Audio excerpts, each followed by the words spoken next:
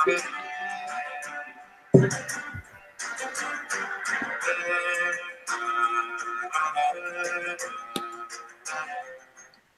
right, good evening, lords and lady. Welcome to, I think this is maybe episode 54, 58, somewhere in that range. It's been about 3 weeks since we had one of these podcasts, so pardon me if I've lost track. But anyway, welcome to the Game of Thrones Dynasty podcast. This is your host, the Iron Bank, joined tonight by our commissioner, Lewis of House Dondarrion. How do I pronounce that? Yeah, Dondarrion. It's Beric Dondarrion. I don't know why I picked him, but I just kind of went with it. I like the color scheme. So purple and black and silver is a nice go-to color scheme. So Jerry made some sweet graphics and some sweet jerseys. I was hoping for a little star action on the helmet, like the Steelers, and get like 3 little stars on the helmet. But that was too much work apparently. So he passed on that option since I like to give him feedback. But it's been 3 weeks. It feels longer than that. Like I missed that Game of Thrones theme song. I know. I was thinking the same thing earlier. So it's good to hear that. I'm sitting here and I was like geeking out. I was like, you know what? Like I may need to like rewatch a season or rewatch the whole thing or do something because I miss it. Well, I mean, we are in the dead time, although that is quickly coming to the end here. So I think the last time we had a podcast, we were talking in terms of what we thought the draft picks were going to be, and then maybe a little about the offseason. But I think, if I'm not mistaken, this is when this week is the start of the Combine, right? Yeah, it started today. And it's going to run through, I think, the end of the week. I don't know what the date is, maybe the 4th or 5th or something like that. But it started today. I don't know what group went today or if it was just kind of check-ins and basic stuff. But it is indeed that time of the year. So I'm excited. It's going to move real quick for me because a couple weeks I'll be in Africa. So it's going to be Combine, Africa, come back, draft time. It's just going to be cramming of a whole lot of events into a short period of time. Plus I have to get all these leagues ready to go. So that'll be a hard thing to do. But this is also our first podcast since having House Payne take over for House Clegane. And I'm not even sure if I told him that we do this or not. So I'll be interested to see if it's something that he follows along with, something he likes, because I know that Clegane enjoyed it very much. Well, nonetheless, we're going to make sure he at least drinks red wine from a bottle and doesn't understand how much is left before he tips it over. I think that's a borderline requirement for joining this league. Yeah, we might as well just make people go to hotels and just pour one out and see if they can hide the stain or not. I think that was the best part of the whole thing, was that he had the intuition to put a trash can over the top of that. But anyways, moving on, since I think I talked about the number of leagues that I have to get set up and get ready to go. As we get into the drafting season here, and everybody wants to draft as soon as the NFL draft ends. It seems like every league I have, which is a good thing, but at the same time, it sucks that everybody wants to draft right away.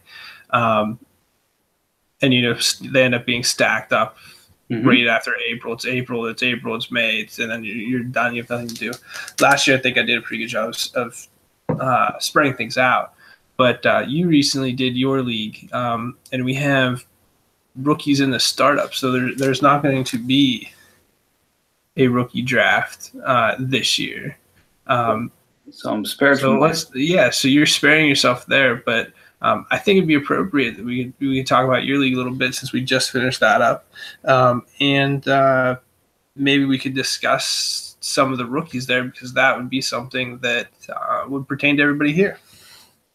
I think that's fair. So a little bit of background for those who aren't in. Just kicked off a Star Wars themed Dynasty League called A Dynasty Far, Far Away. Basic premise is there are 3 factions vying for control of the galaxy: the Republic, the Empire, and the Syndicate. There are subsets within each based off of the timing of the actual series, but the point is the characters remain relatively the same. It's the Jedi, the Sith, and the Crime. Point is, 4 divisions, and the rules change relatively dramatically based off of who's in control of the galaxy. Quick example, for the Republic being in power, it's a very free range but hyperflex league, but 1 quarterback. Whereas if the Sith rule, it's the rule of 2, and it's 2 per each position. So I won't go too far into the rules, but you get a pretty good idea based off of just that things change up pretty quickly. So we finished up the draft, and I think there are a lot of folks who had that in mind. If we take a look at kind of where things came out in terms of rookie position, 101 was no surprise. It was Saquon. 102 was no surprise. It was Geis. But right after that, it really switched up pretty dramatically. I know I took Chubb as one position of a 103. I think Michelle was the other one. Correct. So that was a bit of a change up. The receivers were all sorts of jumbled. So it was really interesting to see how different people had that third tier ranked up as we went on. Yeah, I think I posted this in that league's chat for those that are there, but I knew going in that Barkley was going to be in a tier by himself. Based on how things went, we also had Chubb in a tier by himself. And then there was the tier of those couple running backs that you talked about.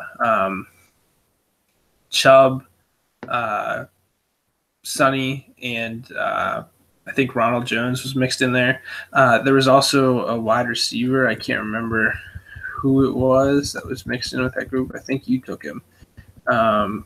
Yes. Whatever wide receiver you took. It might have been Washington.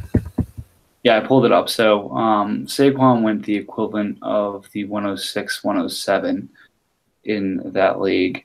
Darius Geis was the 102 who went around the 305, 306 range. But then, like you said, Michelle was the next rookie off at 409, Chubb at the other 409, Michelle again at 420, then the next Chubb at 412.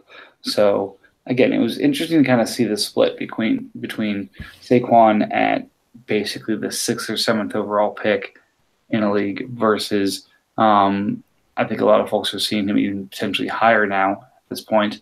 And then the next rookie coming off at the middle of the 3rd round, and then the others coming off the 4th. So like you said, the tier by himself is one thing, but the tier and then the gap between that and the 102 was the other dramatic thing.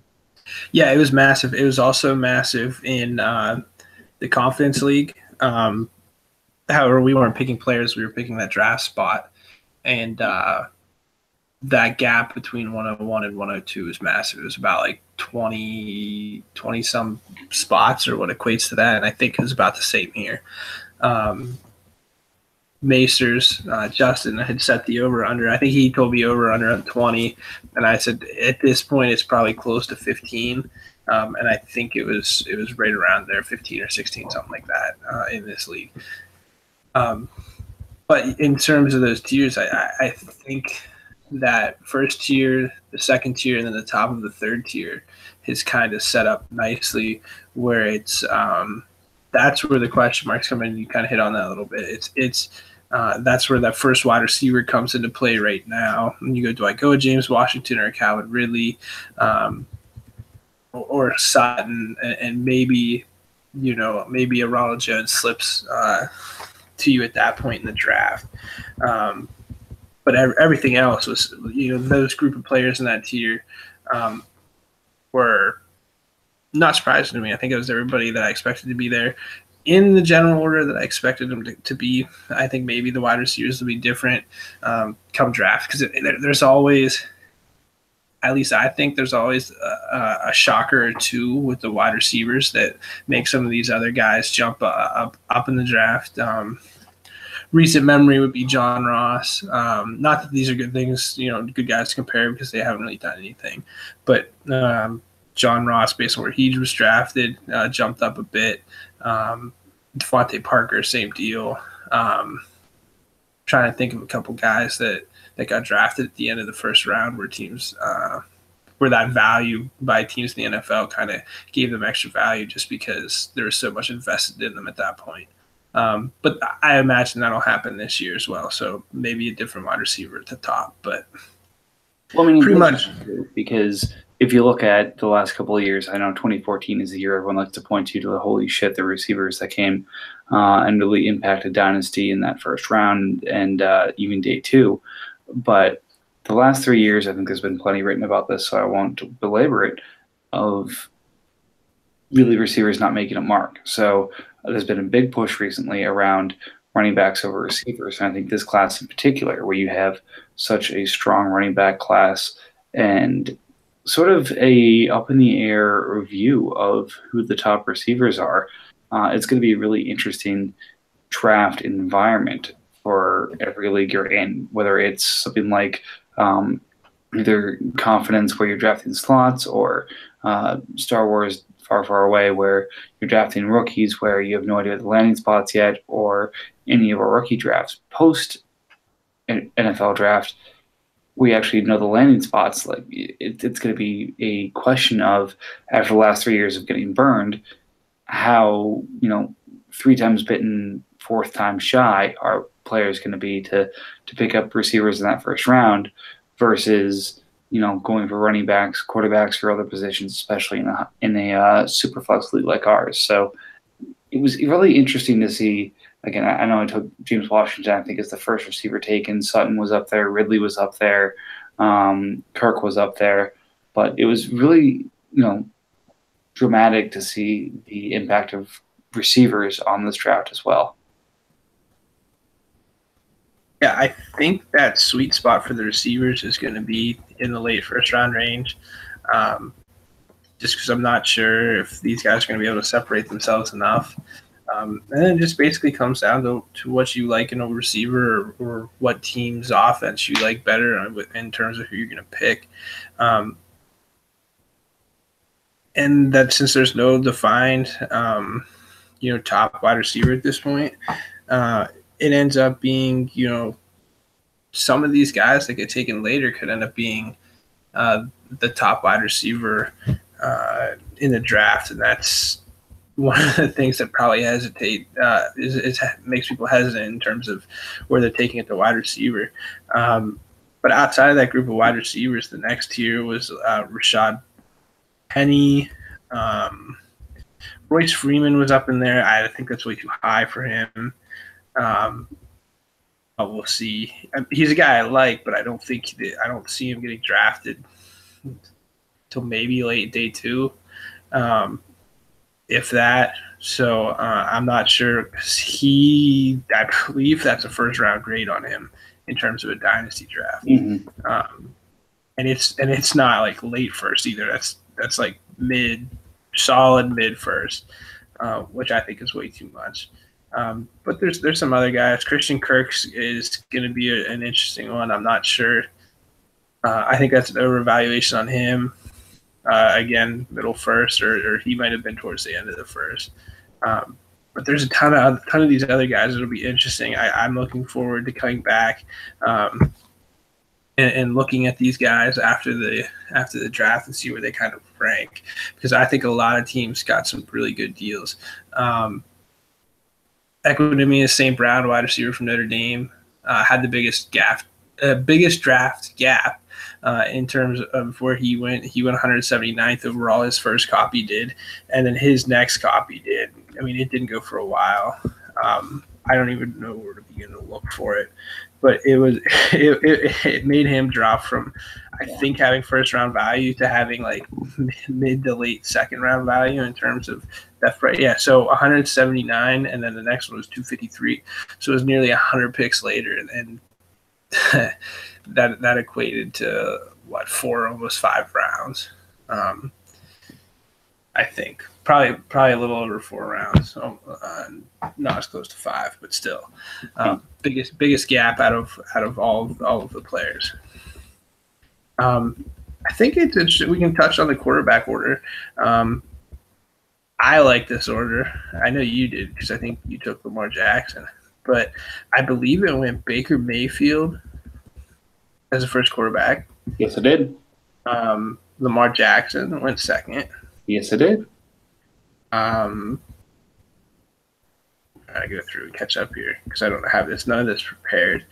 But then I think it went back to what everybody would perceive maybe as what the order is. I think then it went Rosen, Allen. There's a Josh Allen copy in there.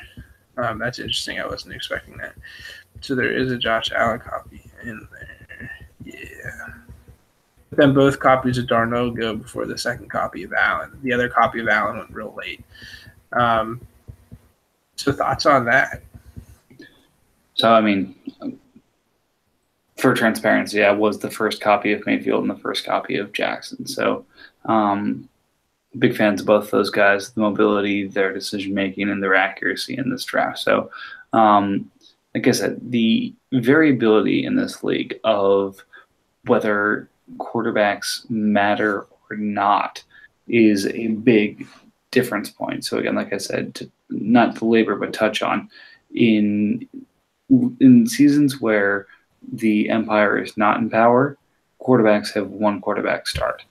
In seasons where the Empire is in power, it's a 2 quarterback start, a must start 2 quarterback situation. So it really changes rather dramatically in terms of haves and haves not at that point, because if you have them, you're going to be competitive. If you don't, you either need to pay up or you're not.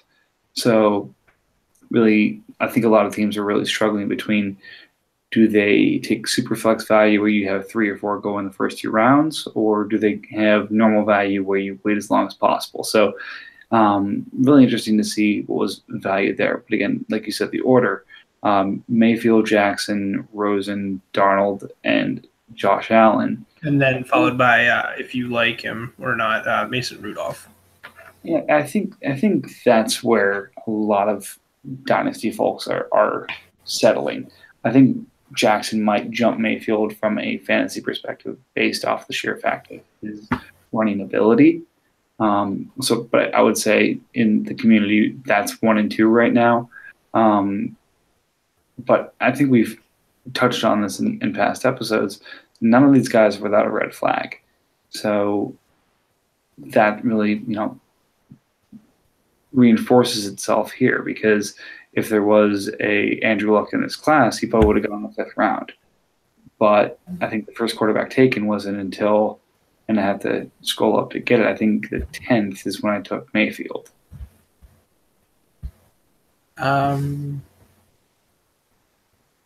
Luck.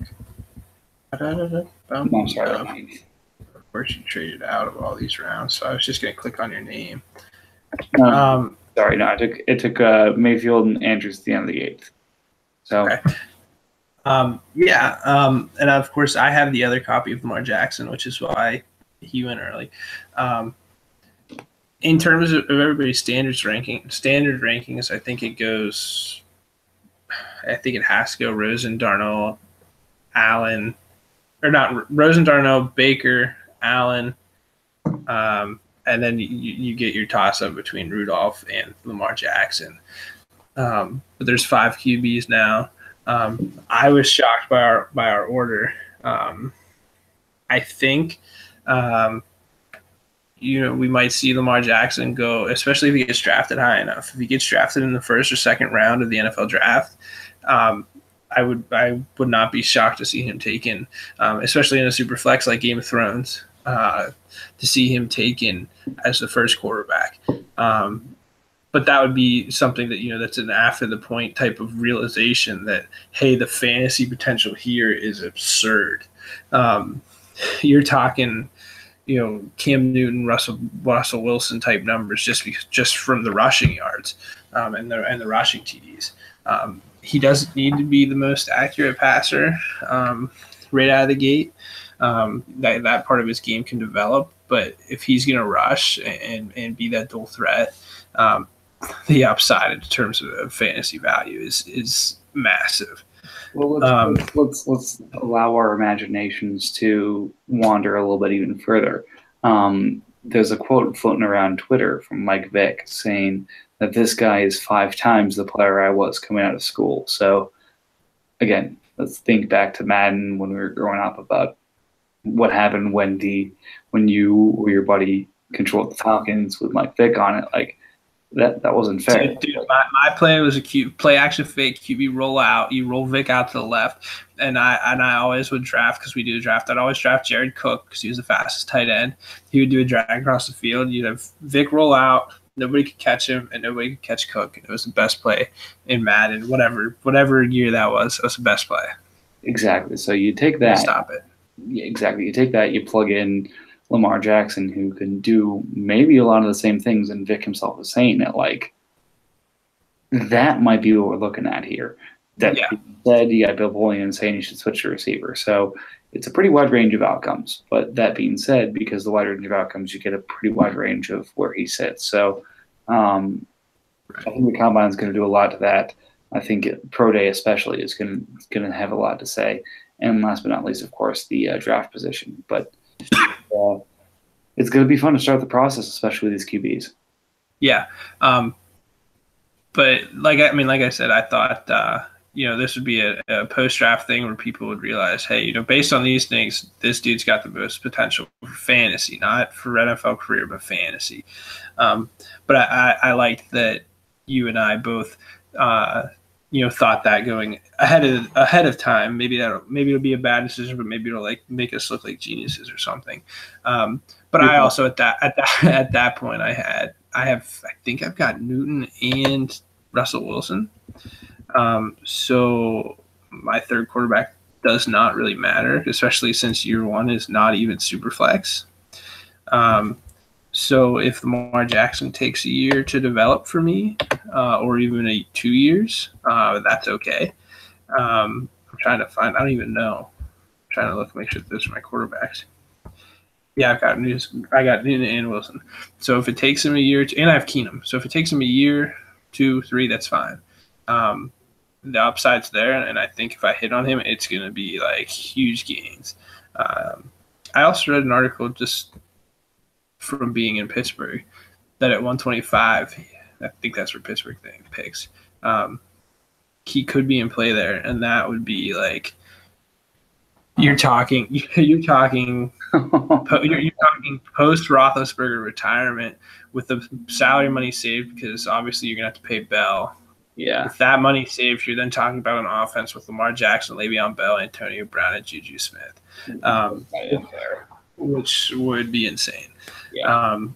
So we'll see. Maybe they think that. I think that definitely would have been a plan if Shazier didn't get hurt, but I think they've got to address middle linebacker. Like, absolutely have to. Although they could do it a different way, maybe sign Lawrence Timmons back, middle linebacker, just for familiarity. Stick him in there for a season as a stopgapper, and then go middle linebacker next year if they don't like any of them this year. But we shall see. Enough about that. Yeah, that's enough about other leagues. Let's jump back over to the league that really matters. Game of Thrones. Yeah, so you said 3 weeks. So I normally do – I freaking lost it. I normally just, plug in here and go through the trades of the last week or two from when we do it. But I have it set on 30 days. You say 2 weeks, so let's do 21. Or 3 weeks, let's do 21 days. It might have been longer. Go back here. And so the first trade I have in here was 21 days ago, was with House Payton, that I recently or previously said was new to the league. His first trade comes up in here. So it was with me, and he traded Tavon Austin and Kevin White to me for Tajay Sharp and Laquan Treadwell. Nothing too crazy. I just kind of sent him, here's the league, here's an offer, kind of deal. I think he countered with that, and I was like, well, why not? I like Kevin White. It's like the 1,500th time I've bought him this offseason. I'm not really sure what I'm going to do with Tavon Austin. Maybe hope he leaves and goes somewhere and gets some kind of value. But then House Payne also followed up with another trade with House Baelish. Baelish gave up Kenneth Dixon, and House Payne gave up Jalen Richard and Cameron Brate. There's a 226 pick also involved in here. So Baelish bought – boy, that can't be right. Baelish bought Jalen Richard or whatever, Cameron Brate for Kenneth Dixon and a 226, and then I swear he just sold Cameron Brate the other day for a third-round pick. So I have no idea what he's doing, because to me that looks like he bought Cameron Brate for a second all day long and then sold him for what was a mid-third. So that's interesting. Where is that trade? But find it. It must not be on here. I don't know why. Find anything in here. So let's see what else kind of pops up. There was your deal with Tyrell, where you picked up your second quarterback, Blake Bortles, who just got extended to Zay Jones for 130, 209, and Marquise Goodwin. He turned around and flipped 130 to me, but we'll get to that a little bit later. Point is, now you have Philip Rivers and Blake Bortles, a quarterback. You haven't traded the 101 yet, so your kind of sneaky rebuild continues. You've got two quarterbacks, and you haven't had to give up anything meaningful yet. Yeah, and if this is all stemmed from my ability to sell Robbie Anderson during the season, and of course we all know how that's gone for those that have him now, his lovely offseason. But I sold Robbie Anderson for, I don't even remember, but Devontae Parker was part of that and something else. I was able to turn Devontae Parker into Golden Tate and something else. I can't remember. So it has been nothing but gains since selling Robbie Anderson. Yeah, so it has worked out. So let's see next. But I do still have my other. Oh God, my cat is playing with my feet, which is why I keep reaching down here. Swan wants a picture. She just texted me. I imagine she does. Yeah. I still have my 101, and I still have another late first. So we'll see how the rebuild goes. There was another. There were a couple interesting trades. So we had our first, first sweepstakes of the year so far. Maesters put two guys up on the sweepstakes block, Josh Gordon and Devin Funchess, saying make an offer on either. And the winner was his sworn enemy, House Tyrell. Tyrell giving up Jamison Crowder, 209, and his second next year for Josh Gordon. So from a pick perspective, that's an early first this year. Wherever you think that, an early second this year, wherever you think that second is next year, and Crowder for a guy who has been in and out of lineups for the last 4 years. What did you think about the first sweepstakes? I missed which deal it is. It was 15 on the list, so it's Tyrell and Maesters, Gordon. Right. Yeah, I was just wanted to talk about this one. I didn't know it was the sweepstakes. Yep. Yeah, no, I think this is a good deal for Maesters. I'm not sure that you can get much more out of Josh Gordon. I tried to sell him a very similar price. I think it was Chris Godwin. I had him. I think I was trying to get Godwin a second. So very similar price. I think that's a fair price. I'm just not sure, again, how this makes sense into what House Tyrell is doing, but I'm sure somehow it'll work out since that just seems to be how he operates. Yep. So one other one I'll say before we keep going is I think you had mentioned before, and I want to give you a chance to touch on, is Santy's trade down from the 102. yeah, that's what I want to talk about. So yeah, right on. Go ahead. No, I was going to say, so it was Marvin Jones to move down from the 102 equivalent to the 106A, and then he moved down from the 106A to the 111A for Alex Collins for Amara Darboh. So moving from Darius Geis to 111 for Alex Collins and Marvin Jones, obviously you need some depth to compete in this league. As a fellow rebuilder, what's your thoughts in terms of that strategy? I get the strategy.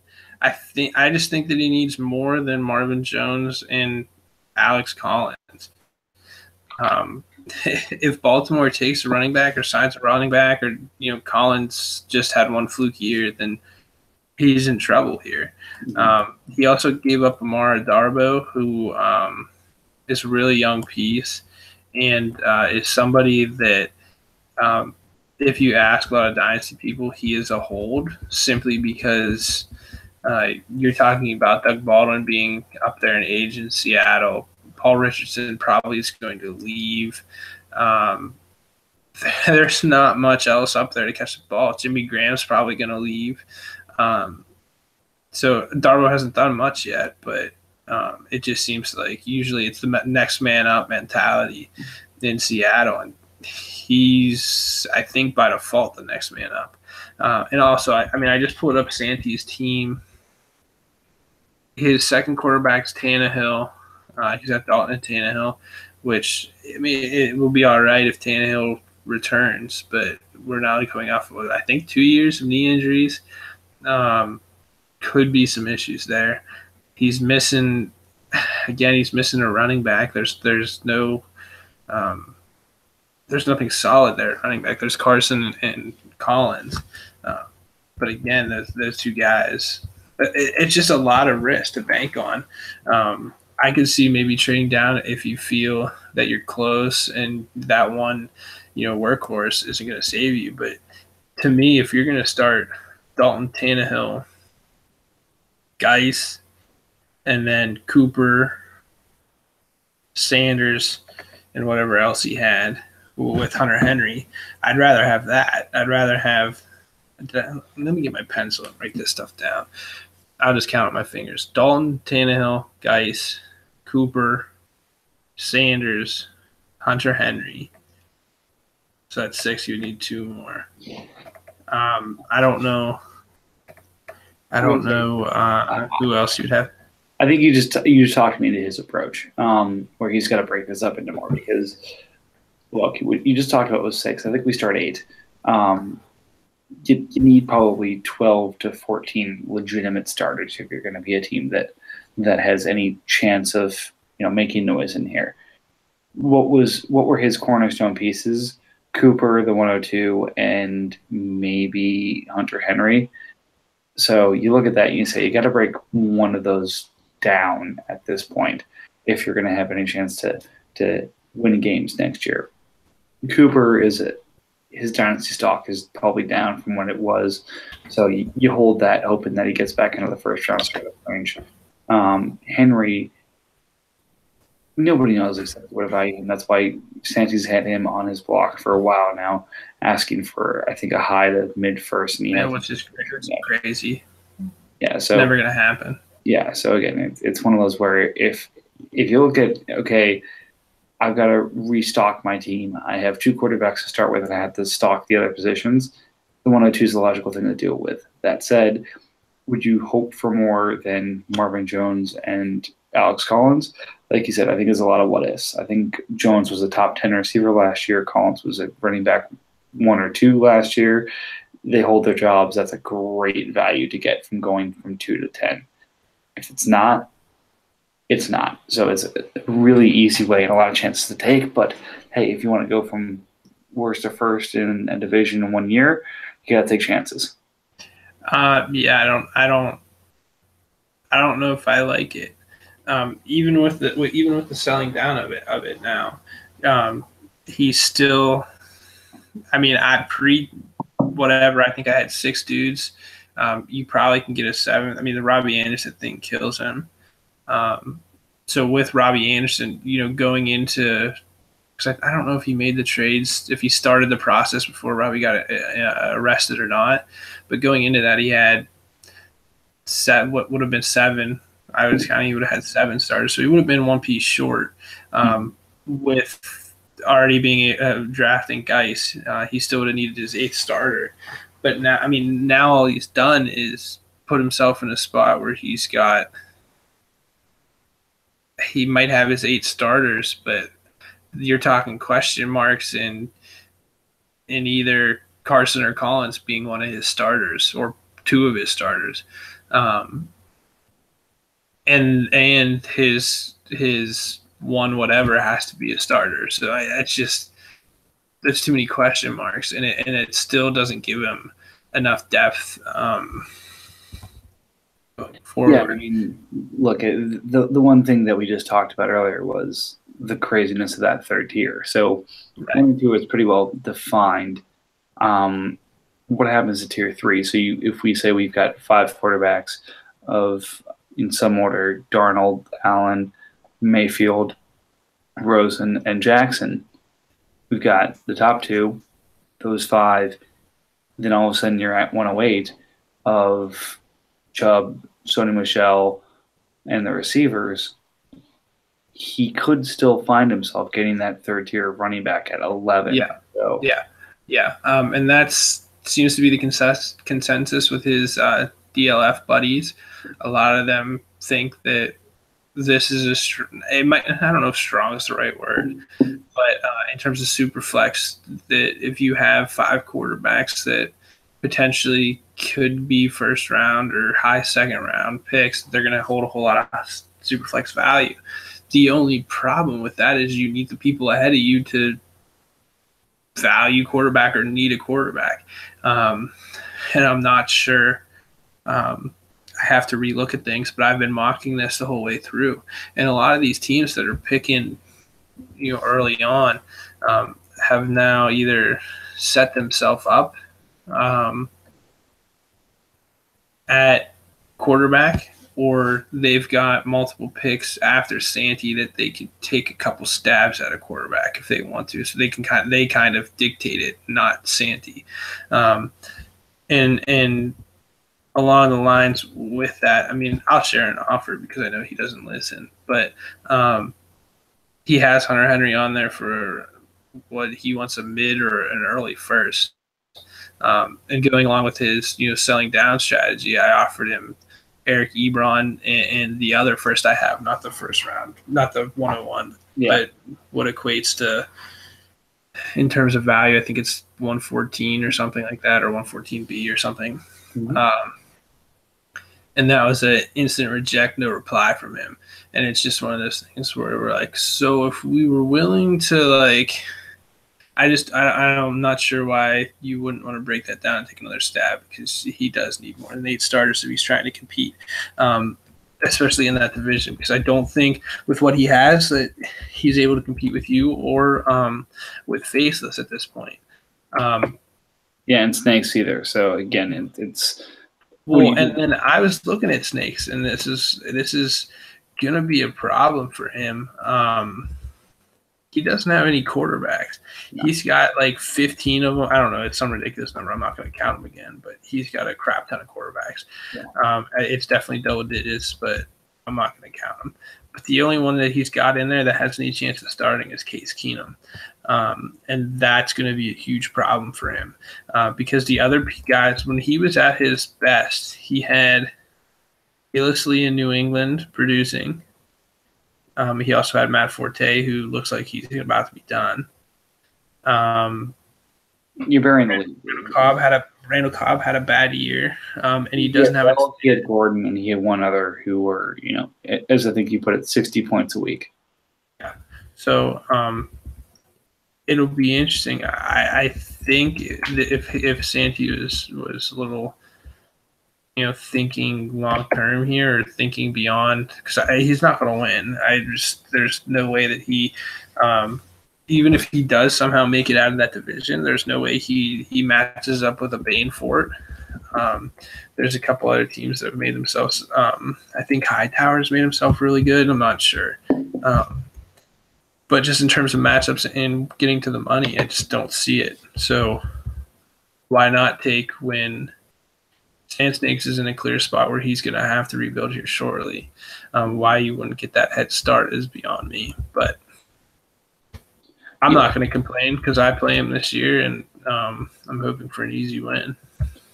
We play you guys this year. Nice. Okay, fair enough. So that's a good one there. Next one I'll touch on is my selling of AJ McCarron and a couple pieces to Tyrell to get back 130, James White and George Kittle. So I was happy with that.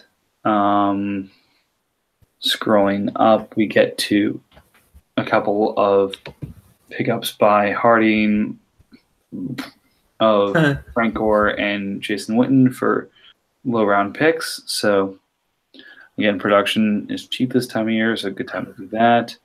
Yeah, I'm not sure I like either one of those. I mean, they're great for Harding, but or the team Harding or whatever we want to call that, but they don't make sense for everybody else. I'm not sure why Greyjoy gave up Frank Gore for that.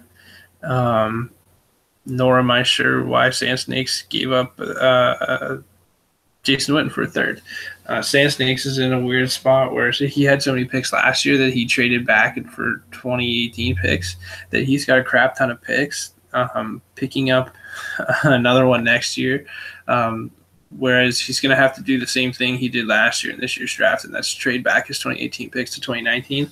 Why this third-round pick means anything to him, especially when he now doesn't have a tight end. I think Jared Cook becomes his tight end one. And while that might be an okay price for Witten, I just don't think it makes sense for Sand Snakes. Yeah. Same thing with Greyjoy. It's real weird. Like I tend to think he has higher prices than most. And to see him basically hand away Frank, although now, obviously he's on his way out of Indy. He's 39 million years old. I think he's 36. But he's still, he just came off of, I think he nearly got to 1,000 yards. So there's still something left. It might not be a full Frank Gore that we're used to, but I don't think anything that he takes in the fifth round and what's going to be a late fifth round, not to mention it's not even this year's pick, it's next year's late fifth. I would just, why would Frank Gore not just be a hold at that point? I have no idea. Well, it was also, I think, during cut down period where everyone was trying to clear a roster spot or two to make sure they could activate their IR guys. So I can understand from that point, but I agree. I think it's a bit of a low sell. Scrolling up. I think the Latavius Murray for Julian Edelman's interesting. That's between Hightower and Casterly, the boys from Philly. I'm not quite sure what this is. I had tried from the moment that Casterly had Edelman on IR, he went on his trade bait, and I sent for the longest time, second round picks, future second round picks this year. Couldn't get him to respond, couldn't even get him to counter, couldn't get him to reject, couldn't even get him to do anything. I think eventually he did reject, though, after I nagged him a little bit. And then so to see the Latavius Murray trade, that's just I'm not quite sure what Latavius Murray's value is, especially with Cook coming back. McKinnon's out of there, but I just don't see Murray being the kind of complement to Cook that someone like McKinnon would be. Plus, Murray was an add-on in a previous deal. It was Latavius Murray and Doug Baldwin for a 2019 1, a 2019 3, and a 2018 4. So basically a free Latavius Murray there. because I think that 1, 3, and 4 have to go towards Doug Baldwin, and that's still probably a little short on value for Doug Baldwin. So essentially, a free Latavius Murray traded for Julian Edelman. So I'm not quite sure why Cashley would do that one, other than probably helping a buddy out, but. Interesting nonetheless. I think that's a huge win for Hightower, as he's kind of reaped the benefits this offseason of the quarterback carousel. And it has turned his starting lineup into he has 3 quarterbacks still: Garoppolo, Mahomes, and Mariota. Isaiah Crowell, Derrick Henry, Joe Mixon, Theo Riddick, Chris Thompson, who was tearing it up last year until he got hurt. Now now where he had no depth, he now has Doug Baldwin, Odell Beckham, Brandon Cooks, Julian Edelman, Pierre Garcon, and Rashard Matthews. He has Zach Ertz at tight end, so he's a pretty solid team. And he had none of that wide receiver depth. Cooks was a pickup this year for trading out of a quarterback. Edelman, we just saw him trade with Latavius Murray. Doug Baldwin, he got cheaply. And then there was a running back swap somewhere in there that allowed him to get Derrick Henry. So a very, very good offseason for House Hightower. No, that's fair. I'm trying to think back. Casterly, I think, gave up. I was going to say, maybe that's where I got Cook from. I can't remember, but yes. But the one thing I will say is you very precipitously skipped over 2 deals here that you had earlier mentioned. I'm not sure whether it was because you were a little bit upset about it or what, but this is where Bayless traded Brate for Peterson in the 312, and then traded Peterson for Tolbert in a. Oh yeah, where the hell is that at? Hold on, I'm on a Hightower's team. If we scroll down, it was Bayless traded Dixon and a 226 for Jalen Richard and Cameron Brate. So if you say Richard and Dixon are about equal, and for the purposes of the conversation, I will say that they are. It's Brate for the 226. So the 226 versus 312, a 2019 fourth, and Mike Tolbert for trades made a week later. What do we think? It's terrible. Mike Tolbert's droppable. The 2019 fourth is ridiculous. It's laughable. Considering that when did those trades happen? An hour and a half, not even a half hour in between each other. That at the point where he was selling Cameron Brate, he had no interest in 2019 picks. When of course that's all I had to offer him in terms of 3rd round range. I'm coming off. I know my team's going to be better. I don't know how much better my team's going to be, but you're coming off of a team that has one of the 101s offering you their future 3rd. I offered obviously another player because I wasn't going to drop anybody at that point. I don't know what the player was. But you're talking about a future 3rd and a player for Cameron Brate. And then basically what you're saying here is that you'd rather have the 312 and a future 4th instead of the player and a future 3rd. It just doesn't make sense to me. So I mean, it is what it is. It's terrible. I think even at 226, I think there'd be some hesitation for people to sell Cameron Brate for that. That's a real late second. And I think I looked it up. I think he was a top 10 tight end in here.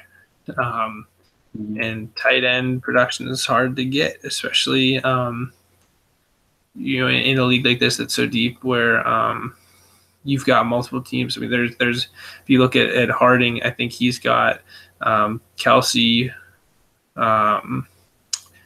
Who's the other guy? I talked about him earlier. He's Kelsey, Graham, and then another tight end. So you've got multiple teams that have multiple top tight ends. It just makes tight ends scarce. So to sell one for that is just that's a terrible move, and it's a series of terrible moves that he has made. All right, that's fair. Finishing it off. I like the one today. Was that today? Yeah, today. I like that one a lot.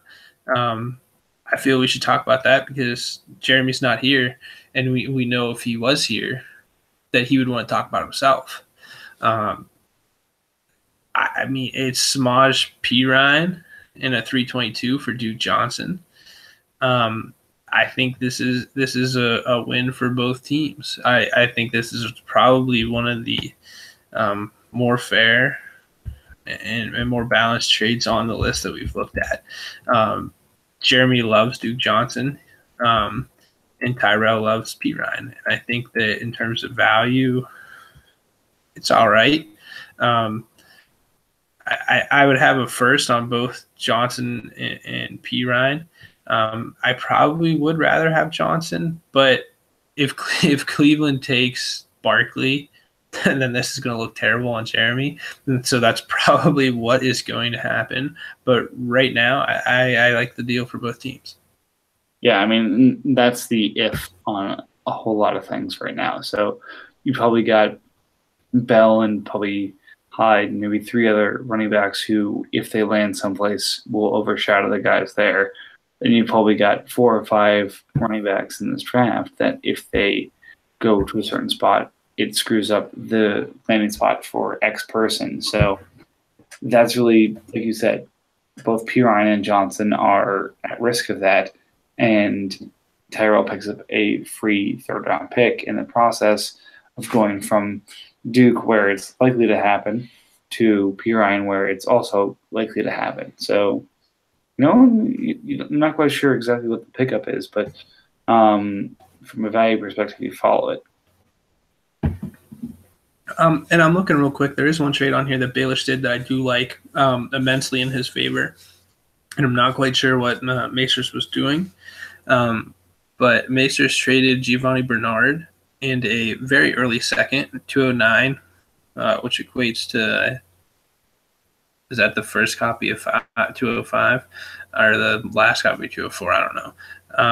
Oh, well, I guess it doesn't matter. Anyways, for Greg Olsen.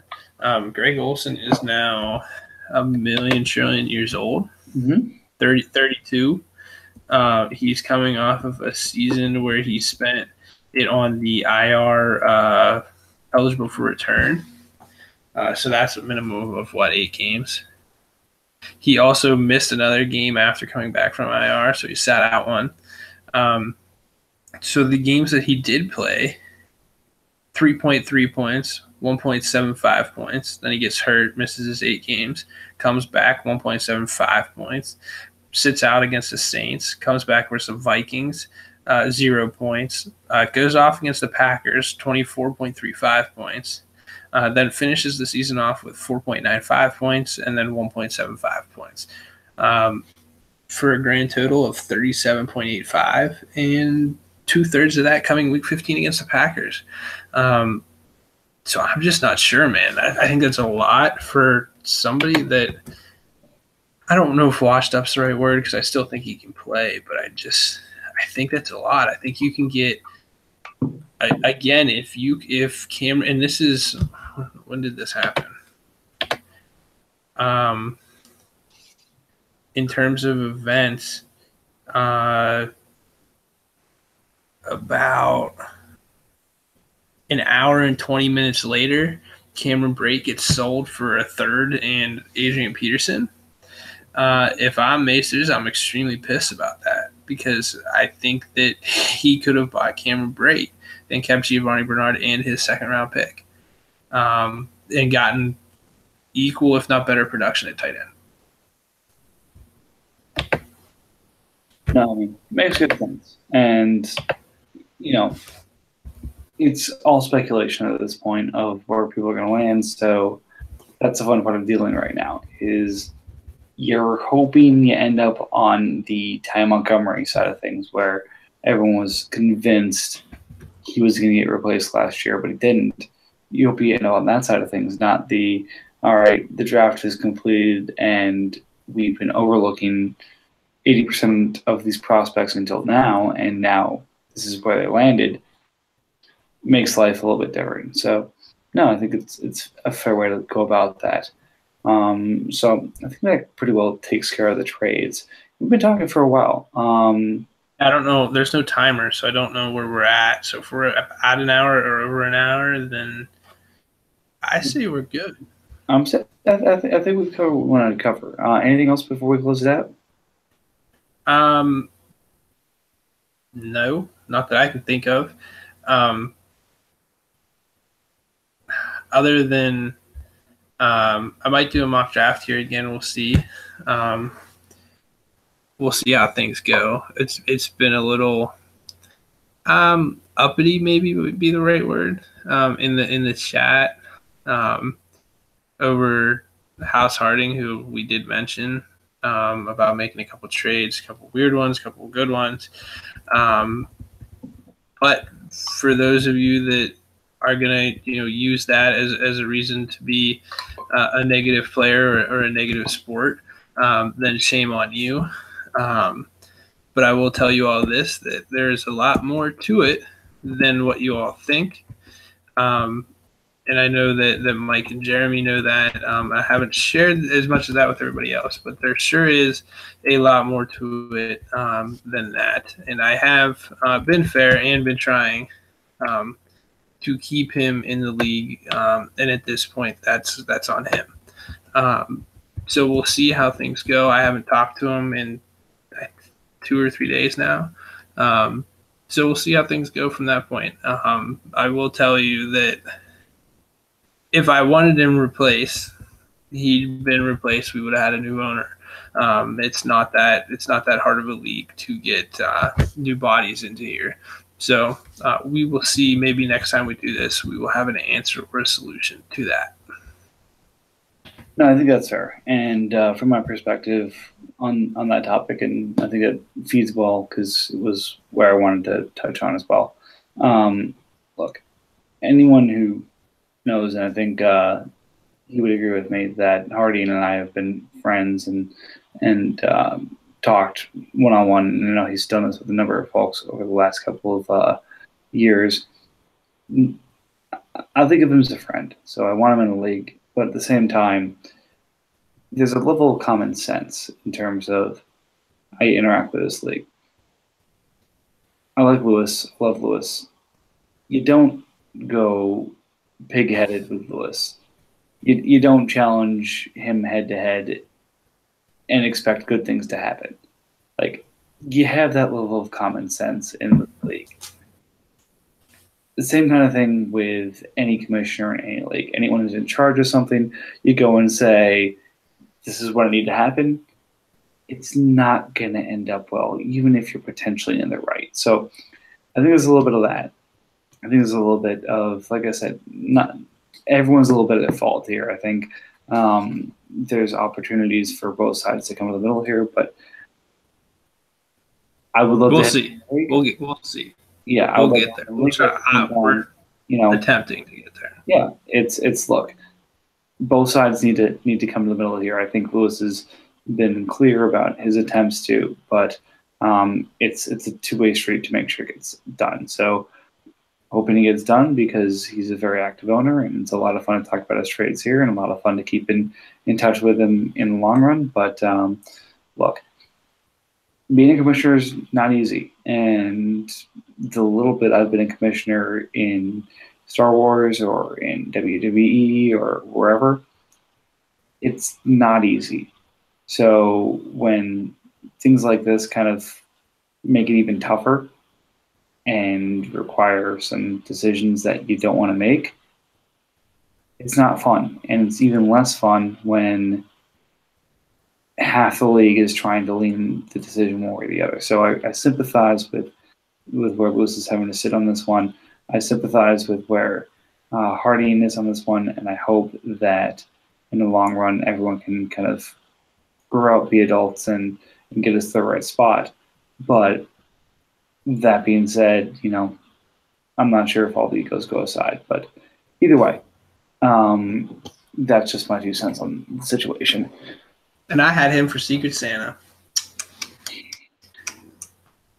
Anyways. You should have gifted better. You gifted like shit, or else this wouldn't have been a problem. Huh? You must have gifted like shit, or else this wouldn't have been a problem. I guess. All right. So well, I'm running out of things. So we'll figure something. We're not gonna do one next week. We'll come back. Maybe we'll do a different league. I don't know. We'll see. Because I miss this. I miss the talking. I miss the social aspect of it. And it sucks, especially when certain people, purposely choose to be shitty people or shitty owners or shitty whatever. And if that's their decision, that's their decision. But that part of it sucks. I do miss this. So we'll see. Maybe we'll get House Paint on here. He's in Germany though, so I'm not quite sure how that'll work. But maybe we'll get him on here, introduce his face to the people, introduce his voice. Maybe he's got a good radio voice. So we'll see. We have a couple options. We'll try to get people back into things, back into being happy, back into being active, and see how things go. I don't have any closing thoughts other than that. I wish Jeremy was here, but he went MIA after work and never came back. So, no, I think that's a great way to end it. So, ladies, gentlemen, it's a pleasure as always. And we're looking forward to having one of these a bit more often. So thank you for your time and enjoy the week. Take care.